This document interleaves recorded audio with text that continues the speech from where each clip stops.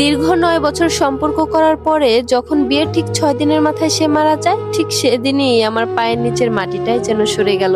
বাবা মা সবার বিরুদ্ধে গিয়ে ফয়সাল নামের একটা ছেলেকে আমি ভালোবেসেছিলাম। আমার বাবা একদিন আমাকে প্রশ্ন করেছিল, তুই কাকে চাস, আমায় নাকি সেই 2 টাকার মিডল ক্লাস ছেলেটাকে? তখন নিজেকে কোনো প্রশ্ন না করেই বাবাকে বলে দিয়েছিলাম, বাবা আমি ফয়সালের সাথেই থাকতে চাই। মা আমায় সেদিন গরম মাছকাঠি দিয়ে পিঠে অনেক মারলো, চুল ধরে পেটালো, তবুও কিচ্ছু বললাম না, একমাত্র ফয়সালের জন্য। ও বলেছিল কিছু সময় দাও আমাকে, আমি সব কিছু গুছিয়ে নিব। অন্যদিকে ওর পরিবারও মানছিল না, এদিকে আমার পরিবারও ফয়সালকে মিডল ক্লাস ছাড়া কথাই বলতো না।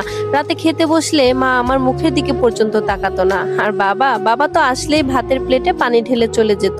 খুব কষ্ট পাচ্ছিলাম বাবা মায়ের এরকম ব্যবহার দেখে। হঠাৎ ফয়সালকে একদিন বললাম, প্লিজ তুমি তোমার বাড়িতে কথা বলো, আমি এসব আর সহ্য করতে পারছি না।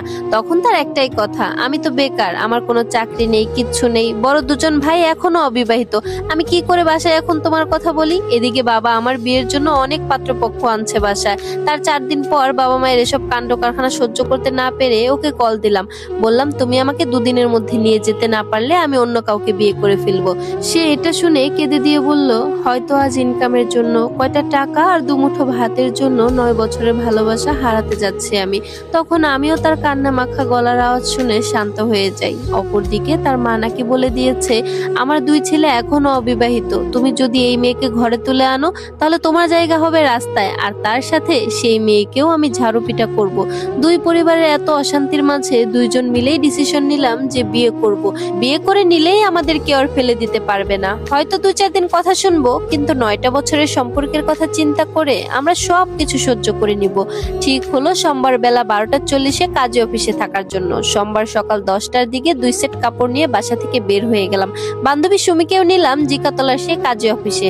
অবশেষে করেই নিলাম বিয়েটা। আমায় যখন বিকাল 5টায় তার বাসায় নিয়ে গেল, তখন ফয়সালের আম্মু প্লাস তার বড় ভাই আমায় নাকি ঘরেই ঢুকতে দেবে না। সত্যিই সেদিন বিকেল 5টা থেকে রাত 11টা পর্যন্ত আমি একাই বাহিরে দাঁড়িয়ে রইলাম। ফয়সালকে ঘরে নিয়ে তার মা দরজা বন্ধ করে বসে আছে। এই বিয়ে সে কোনোভাবেই মানবে না। যাই হোক, অনেক বোঝানোর পর রাত 11টা বাজে আমাকে ঘরে তুললেন। কিন্তু ভাগ্যের কি নির্মম পরিহাস, বিয়ের 6 দিন পর সে হার্ট স্ট্রোক করে সাথে সাথেই মারা যায়। এত যুদ্ধ করে 2 পরিবারের বিরুদ্ধে গিয়ে বিয়ের ঠিক 6 দিন পরে ফয়সাল মারা গেল আমাকে এই কষ্টের সাগরে ভাসিয়ে। বিয়ের 6ষ্ঠ দিনে আমার পরনে সাদা কাপড় দেখে নিজেকে খুবই অসহায় মনে হচ্ছিল। বাসা থেকে চলে আসছি ফয়সালের সাথে। বাবা মা সকলের কাছে খারাপ হয়েছি।